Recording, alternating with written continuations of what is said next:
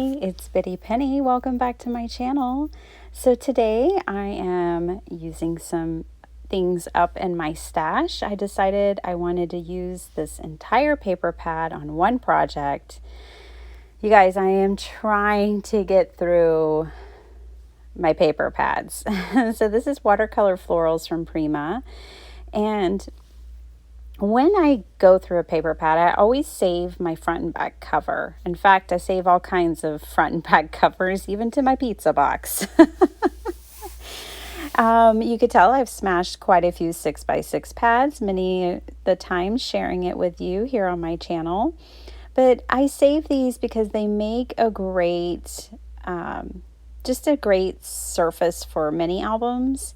So I have this fry box that I already printed and cut out and put together, and I'm making kind of a great gift or a craft fair idea.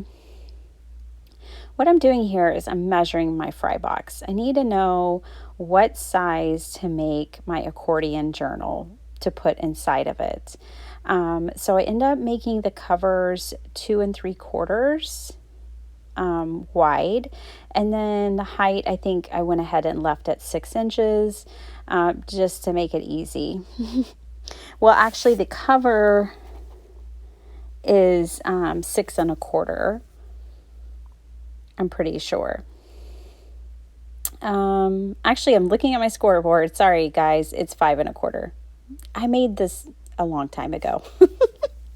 This is a video that's been waiting for a voiceover since January.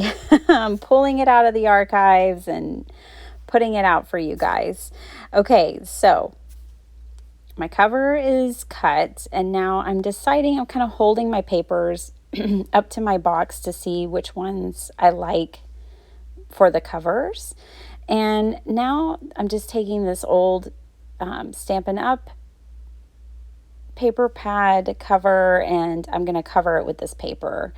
And for this small project, it's plenty sturdy enough. I'm going to miter the miter the edges, just not precisely, but enough for this project. Again, it totally works, and I'm not having to measure anything, but just getting a nice clean covered edge.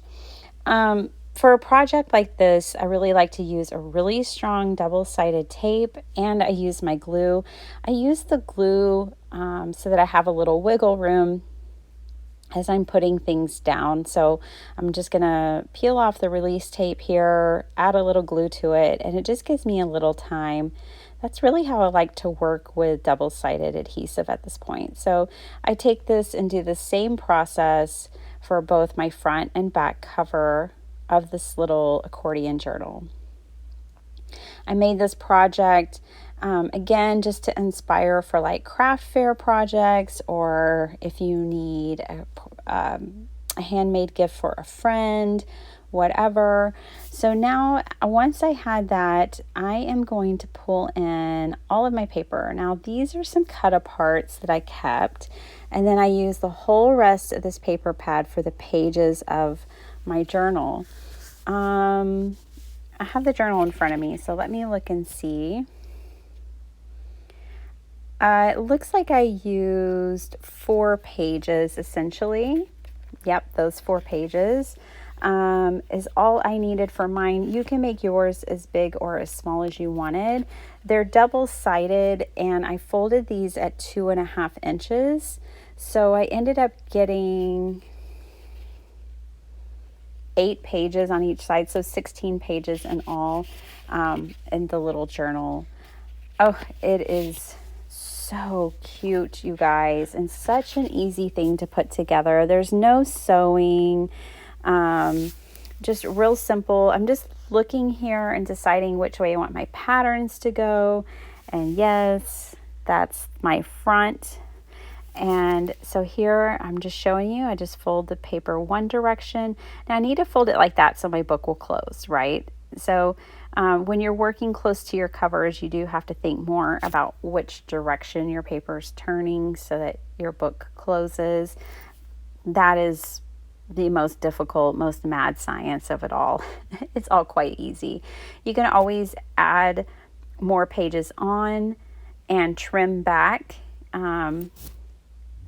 I know it can seem maybe a little daunting when you're creating accordion folds and you don't know how many pages will give you how many folds. I get that. I just keep adding pages, to be honest, and then I cut off what I don't need. But 4 pages of 6x6 paper cut down. So I left them at 6 and then I cut them down to 5. And now I'm just using this ruler to fold against here so that, I had something sturdy to start creating my creases and my folds. This is really pretty thick 6x6 paper. If you worked with Prima paper before, they use a nice sturdy paper. So I just took my time making these folds. I definitely used my bone folder to burnish the pages. I'm not worried at all about a seam going down the middle of one of my pages because I'm still going to decorate this little journal. You guys know me. Well, a lot of you do, and a lot of you are still getting to know me, but I do like to time my projects, and this was like a 45-minute project. So it really is a lot of the time if you're making a card, you easily spend an hour or two depending on what kind of card you're making. So 45 minutes to make a quick little journal is not bad at all. And that was with it decorated and everything. So here I am, I'm deciding, now see here, I'm going to have to cut this part off because I need it folded so that it'll close, right? If I left that on and bent it backwards, it just wouldn't have worked out quite the same. I love cherry tape. It's my favorite double-sided adhesive. If you make a lot of mini albums or just a lot of different projects that you're really concerned about using an adhesive that will last decades, use cherry tape from a cherry on top. It is worth every penny. It's amazing.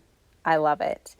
So I'm using that, and I definitely want to put plenty of glue down in this process so I can make sure to line this up on my cover. Obviously, I want this lined up well. This is going to cover kind of the rough edges of when I did the miter corners. That's going to be covered now. And it just makes a beautiful front page to this little journal. I had a lot of fun decorating this little journal. Something, fun, and I think you guys can probably relate to making small things, small projects, you can really just have fun. Whereas sometimes when I'm making my bigger journals, it takes time, which is fine too. And I don't lose joy in taking the time, but it is kind of nice just having a quick and easy project like this where you start and finish within an hour, and you started with a pizza box and you end up with a journal, and that's always exciting. Using up my stash is wonderful. It was just a really fun project. So I clipped that all together and I let it dry really well before I started working on it. So this is the leftover piece that I had cut off, and I'm just gonna glue it right down to the front and start decorating. That's the other fun thing about this. If you enjoy the decoration process, then you'll definitely enjoy making one of these journals. So these are my scraps on the right, and then I have these really cute cut aparts, and I loved some of the messages in these cut aparts. One was be yourself, fearlessly authentic, her soul is fierce, her heart is brave, her mind is strong. I really love that one. Just a girl growing wings, and you got this. So I kind of made this like girl power, girl encouraging, friend encouraging. And I just really love it. So I pulled out this kit that I had gotten back in January, and I've just been keeping it in that box and trying to use it. And I really loved these tags because they kind of covered all 4 seasons. So I grabbed one of those that has a sweet bird and a peach. And I don't know, I picked it. It seemed to work. I grabbed it. I probably overthinked it. I could have used any one of those tags and it would have been adorable.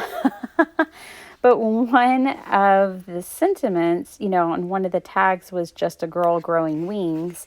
So, I have butterflies, birds, lots of winged creatures.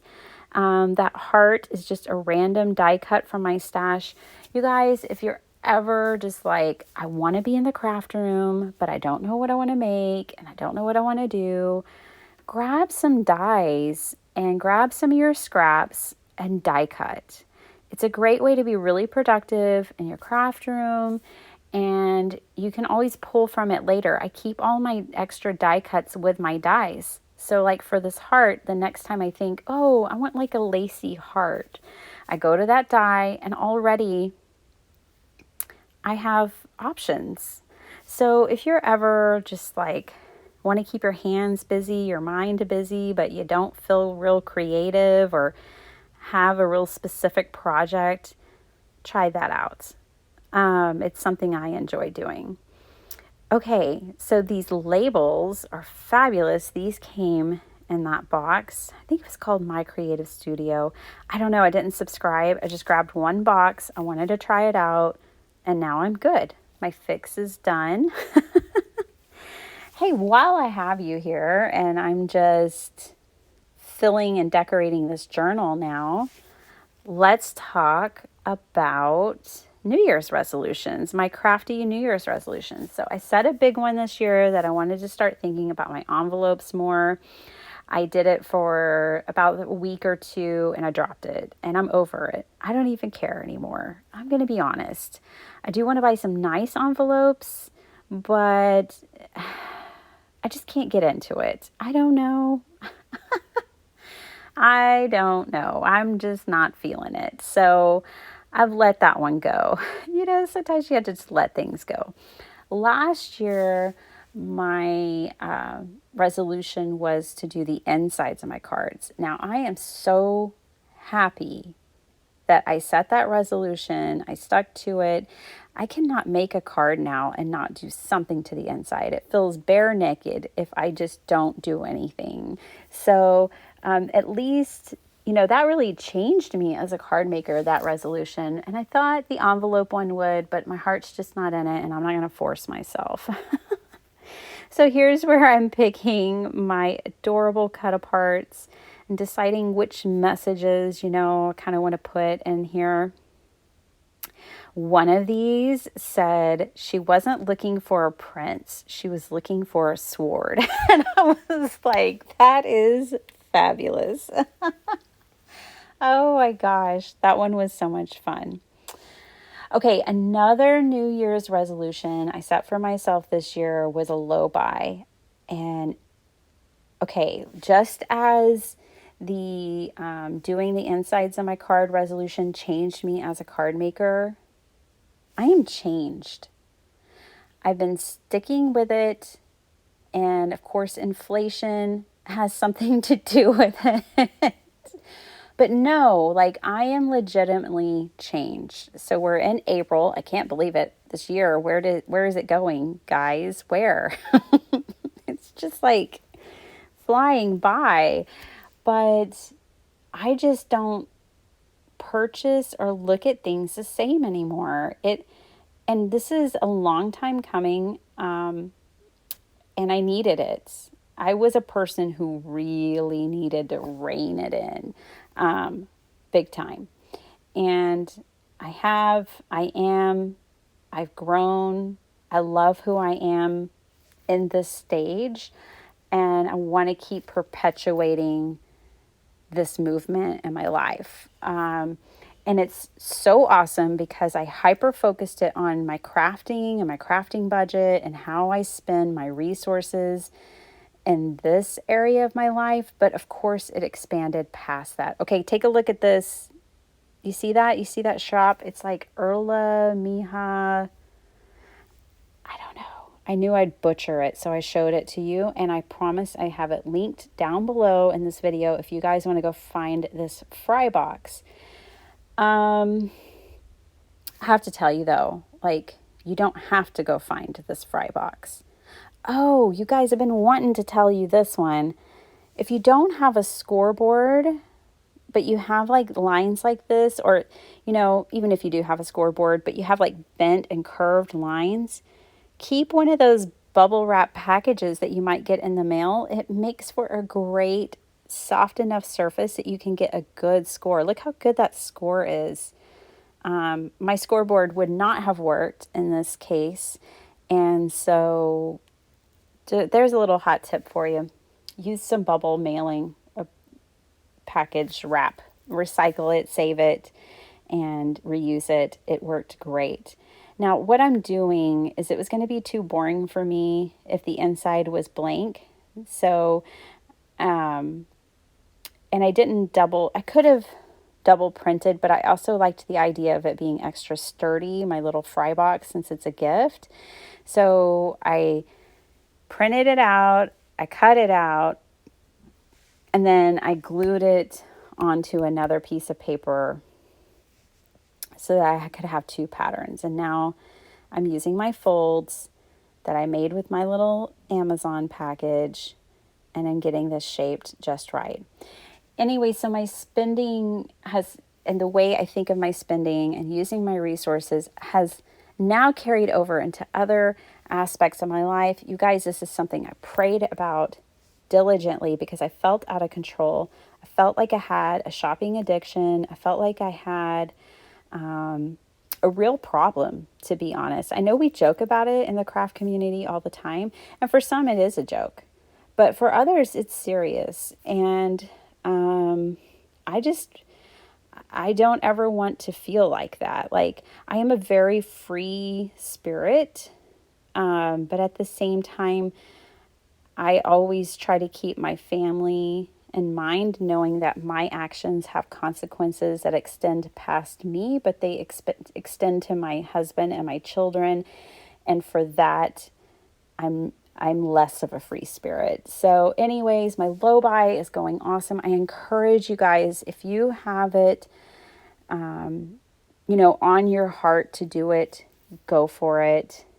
Just, don't beat yourself up. I spent more in March than anybody would typically call a low buy, but for me, it was still a low buy. And I just encourage you, if you do feel like you need that in your life, you can do it.